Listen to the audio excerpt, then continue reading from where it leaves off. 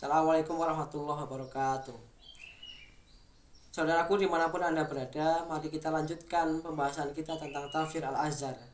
Tafsir Al-Azhar karya Buya Hamka. Mari kita mulai dengan surah pertama, yaitu surah Al-Fatihah. Al-Fatihah artinya pembukaan. Surat ini pun dinamai Fatihul Kitab, artinya pembukaan kitab, karena kitab Al-Quran dimulai atau dibuka dengan surah ini. Dia yang dimulai ditulis di dalam mushaf dan mulai dibaca ketika tilawatil Quran. Al-Fatihah juga disebut sebagai surah yang paling agung di dalam Al-Quran, karena di dalamnya mengangkat inti-inti dan pesan dari Al-Quranul Karim. Dalam sebuah hadis, la sholata liman lam yaqra bi fatihatil kitab, tidak sah sembahyang bagi siapa yang tidak membaca Fatihul Kitab atau Al-Fatihah. Hadis ini dirawikan oleh Al-Jamaah daripada Ubadah bin As-Samit. Sahih. Ya, artinya surah Al-Fatihah ini sangat penting kedudukannya dalam Islam.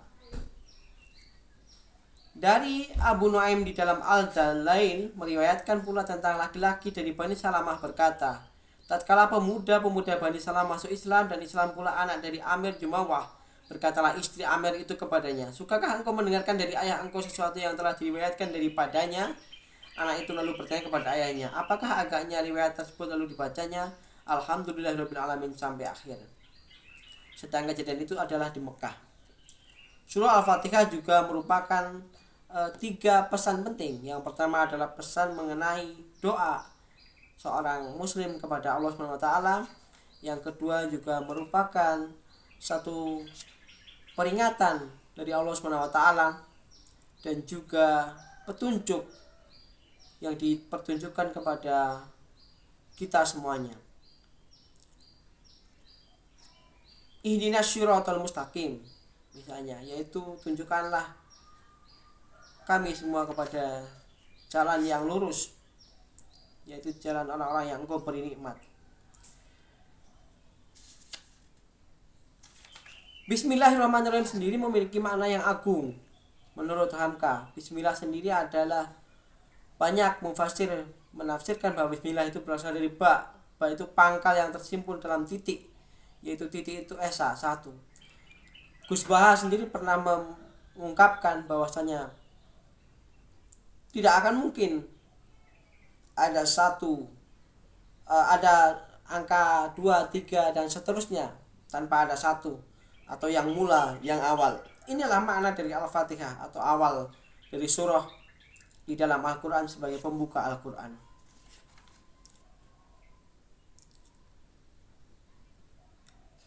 Ada satu hadis lagi dari Imam Muslim, telah diturunkan kepadaku satu surat, lalu beliau baca Bismillahirrahmanirrahim, sesungguhnya telah kami berikan kepada engkau sangat banyak, maka sembayanglah engkau kepada Tuhan engkau dan hendaklah engkau berkorban, sesungguhnya orang yang membenci kepada engkau itulah orang yang putus keturunan.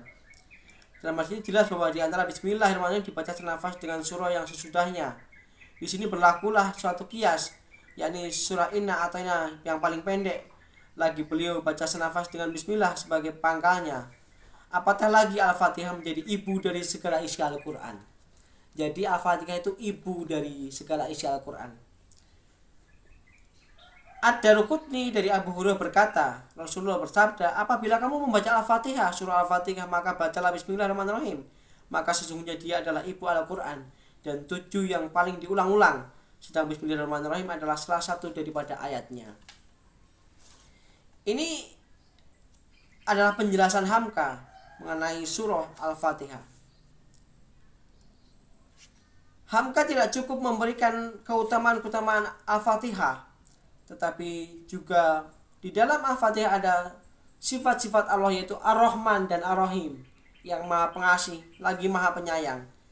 Maha pengasih lagi maha penyayang ini adalah sifat Allah yang sangat penting di dalam Al-Quran, karena dengan kasih sayang Allah inilah manusia tercipta, bumi tercipta, dan juga alam semesta ini dipelihara oleh Allah SWT.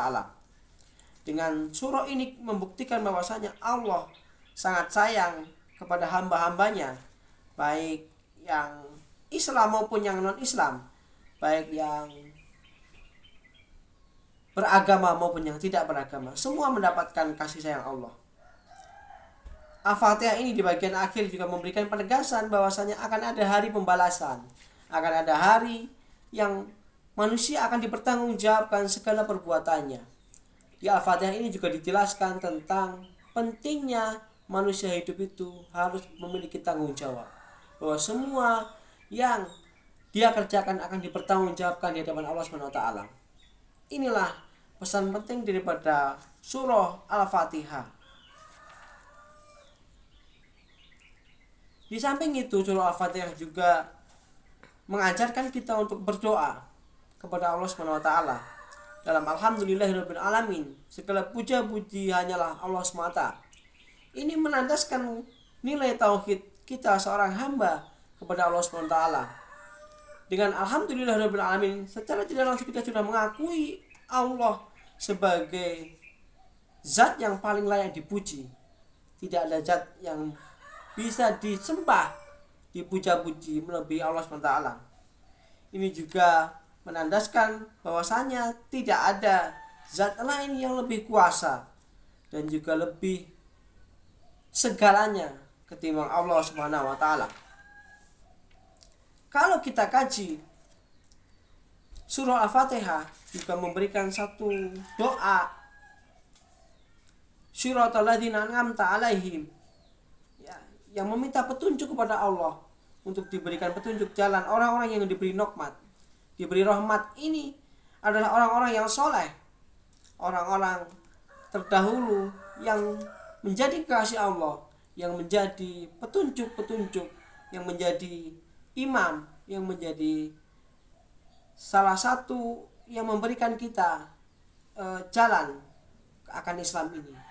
Maka ihdinas shiratal mustaqim adalah salah satu surah yang di sana kita diajarkan untuk berdoa supaya diberi petunjuk, sama seperti dengan Nabiullah, sama seperti dengan keluarganya, ulama, tabi'in, dan juga yang mengajarkan kita, yang memberikan petunjuk kita akan Allah Subhanahu wa taala dalam hidup kita. Inilah pesan penting dari surah Al-Fatihah. Selanjutnya, Al-Fatihah juga sebagai rukun sembahyang. Rasul bersabda dari Anas bin Malik, apakah kamu membaca di dalam sembahyang kamu di belakang imam, pada imam yang sedang membaca? Jangan berbuat begitu, hendaknya membaca setiap orang kamu akan fatilu kitab di dalam dirinya. Artinya dibaca dengan tidak keras.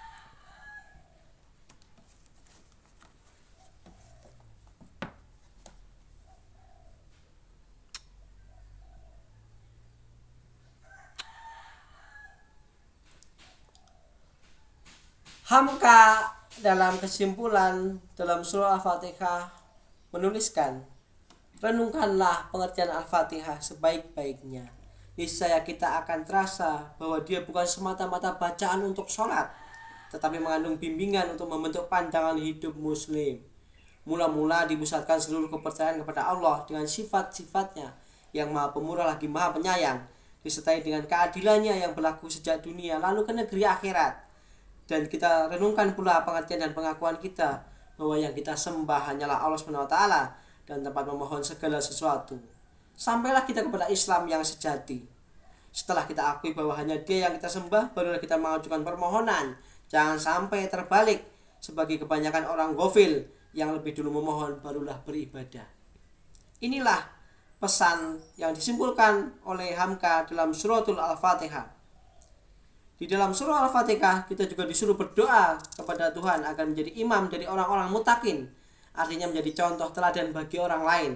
Dan setelah itu kita mohonkan agar diselamatkan Tuhan dari jalan yang ditempuh, agar kita tidak dimurkai Allah dan jangan pula kita menempuh jalan yang sesat.